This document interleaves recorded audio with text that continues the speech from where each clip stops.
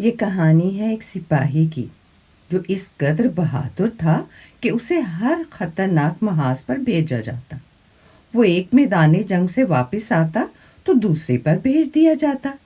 اس طرح ایک لمبا عرصہ گزر گیا اور وہ جنگوں میں حصہ لیتا رہا۔ آخر کار جنگ ختم ہوئی اور فوج میں اس کی ضرورت باقی نہ رہی۔ وہ ایک طویل عرصے کے بعد گھر لوٹا تو پتہ چلا کہ اس کے والدین وفات پا چکے ہیں۔ وہ کچھ دن تو اپنے بھائیوں کے گھر رہا، لیکن پھر یہ کہہ کر انہوں نے اسے نکال دیا، بیکار آدمی کو وہ زیادہ دن اپنے گھر میں نہیں ٹھہرا سکتے۔ کیا کرتا؟ وہ اپنی بندوق لے کر وہاں سے نکل آیا۔ وہ حیران تھا کہ اب کیا کرے، کیونکہ وہ ایک سپاہی تھا اور اسے کچھ اور کرنا نہیں آتا تھا۔ اس نے اپنی بندوق اٹھائی اور ایک طرف کو چل پڑا۔ وہ سارا دن مارا مارا پھرتا رہا۔ آخر تھک ہار کر ایک درخت کے نیچے بیٹھ گیا۔ اچانک اس کے سامنے ایک عجیب صورت کا شخص نمودار ہوا۔ اس نے سلیٹی رنگ کا سوٹ پہن رکھا تھا۔ اس کے بدحیت پاؤں عجیب و غریب طریقے سے کٹے پھٹے تھے۔ وہ اجنبی سپاہی کو مخاطب کرتے ہوئے بولا، میں خوب جانتا ہوں تمہیں کیا چاہیے۔ میں تمہیں مالا مال کر سکتا ہوں، لیکن مجھے دکھانا پڑے گا کہ تم بہادر ہو یا نہیں۔ سپاہی نے جواب دیا، کیا کوئی سپاہی بھی ڈرپوک ہو سکتا ہے؟ ہرگز نہیں۔ تم جیسے چاہو مجھے آزما سکتے ہو۔ اچھا تو یہ بات ہے، ذرا پیچھے پلٹ کر دیکھو۔ جو ہی سپاہی پلٹا اس نے دیکھا کہ ایک خونخوار ریچھ اس پر حملہ کرنے کو بڑھ رہا تھا۔ اس نے فوراً جگہ سنبھالی اور ریچھ کو بندوق سے ہلاک کر دیا۔ آدمی نواز شیطان بولا، ٹھیک ہے، تم ایک بہادر سپاہی ہو، تم نے ثابت کر دیا ہے۔ اب اگر تم میرے ساتھ ایک معاہدہ کرو تو تم ہمیشہ کے لیے مالدار شخص بن سکتے ہو۔ سپاہی بولا، اگر یہ میرے مستقبل کے لیے اچھا ہو سکتا ہے تو میں تمہاری شرائط ماننے کو تیار ہوں۔ اس پر شیطان نے کہا، تم 7 سال تک اپنے بال نہیں کاٹ سکتے، تم ہاتھ منہ نہیں دھو سکتے، ناخن نہیں تراش سکتے، کپڑے نہیں بدل سکتے، تم خود پر سے مٹی کا ایک ذرہ بھی نہیں جھاڑ سکتے، اور بدلے میں تمہیں میرا یہ کوٹ ملے گا۔ تم جب بھی پیسوں کی ضرورت کے لیے اس کی جیبوں میں ہاتھ ڈالو گے، یہ سونے کے سکے سے بھری ہوئی ہوں گی، تم جتنا چاہو خرچ کر سکتے ہو۔ اگر 7 سال تک تم یہ شرائط پوری کرتے رہے اور زندہ رہے تو تم ہمیشہ کے لیے مالدار شخص ہو جاؤ گے، لیکن اگر اس سے پہلے مر گئے تو تمہارے جسم اور روح پر میرا قبضہ ہوگا اور میں اسے اپنے مقاصد کے لیے استعمال کرتا رہوں گا۔ سپاہی اور شیطان کے درمیان معاہدہ طے پا گیا۔ شیطان نے ریچھ کی کھال اتار کر اسے دیتے ہوئے کہا، یہ کھال آج سے تمہارا اوڑھنا اور بچھونا ہے۔ اس کے علاوہ نہ تم کچھ اوڑھ سکتے ہو اور نہ ہی کسی دوسرے بستر پر لیٹ سکتے ہو۔ سپاہی نے کوٹ پہنا، کندھے پر ریچھ کی کھال رکھی اور پھر کوٹ کی جیب میں ہاتھ ڈالنے کے لیے بڑھائے کہ کیا ان میں سونے کے سکے ہوں گے؟ کیا اس کی قسمت جاگنے والی ہے؟ اس نے دھڑکتے دل کے ساتھ جیب میں ہاتھ ڈالا اور پھر وہ خوشی کے مارے اچھل پڑا۔ جیب سونے کے سکوں سے بھری تھی۔ اس نے مٹھی بھر کر ہاتھ باہر نکالا، سونے کے سکے اس کے ہاتھ میں چمک رہے تھے۔ اب وہ اپنی ضرورت کے لیے جب چاہتا ہاتھ ڈال کر پیسے نکال لیتا۔ پہلا سال تو کسی مشکل کے بغیر ہی گزر گیا۔ دوسرے سال اس کا منہ بالوں سے بھر گیا۔ اس کی داڑھی کسی غلیظ کپڑے کی مانند لگتی۔ اس پر اتنی مٹی اکٹھی ہو چکی تھی کہ اگر بیج ڈال دیں تو وہ بھی جڑ پکڑ لے۔ تیسرے سال لوگ اس سے خوف زدہ ہونے لگے۔ جو دیکھتا اسے جن بھوت سمجھ کر بھاگنے لگتا، لیکن غریبوں اور فقیروں کو وہ سونے کے سکے دیتا رہتا اور وہ اسے دعائیں دیتے کہ وہ 7 سال تک زندہ رہے۔ وہ جس سرائے میں زیادہ رقم ادا کرتا اسے کمرہ مل جاتا، لیکن چوتھے سال وہ ایک سرائے میں پہنچا تو اس کے مالک نے اسے کمرہ دینے سے انکار کر دیا، حتیٰ کہ اسے استبل میں بھی رہنے کی اجازت نہ دی کہ کہیں گھوڑے دیکھ کر بے دک نہ جائیں۔ لیکن جب سپاہی نے اسے مٹھی بھر کر سونے کے سکے دکھائے تو وہ اسے کمرہ دینے پر راضی ہو ہی گیا، لیکن اس شرط پر کہ وہ کسی کے سامنے نہیں آئے گا تاکہ اس کی سرائے بدنام نہ ہو۔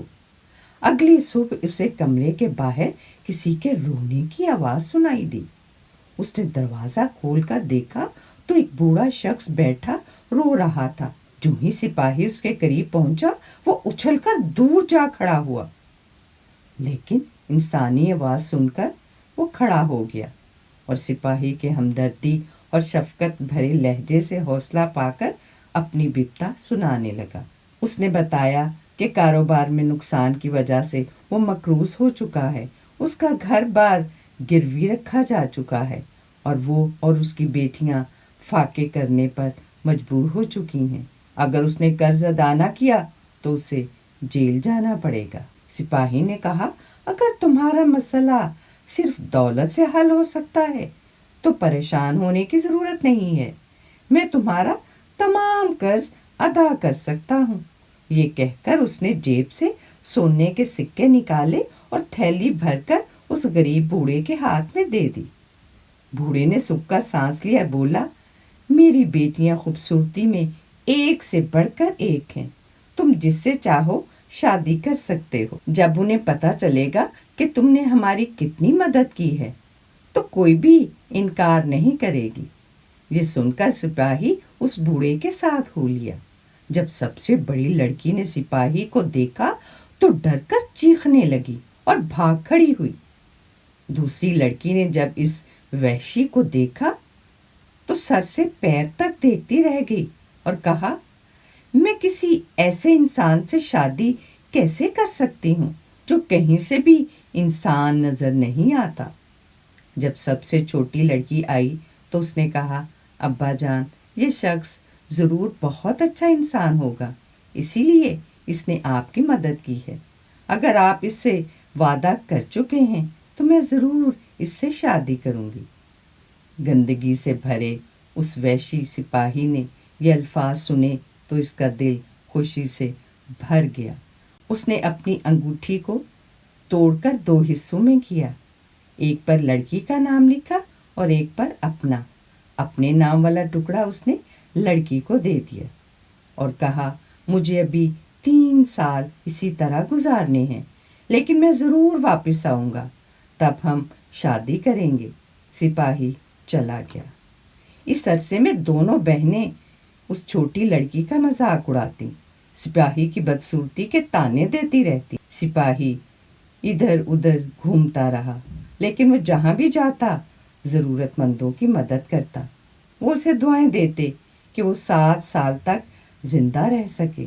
آخر 7 سال مکمل ہونے کا دن آن پہنچا اور سپاہی انہی درختوں کے جھنڈ میں جا بیٹھا۔ تھوڑی دیر گزری تھی کہ ہوا چلنے کی آواز سنائی دی اور شیطان نمودار ہوا۔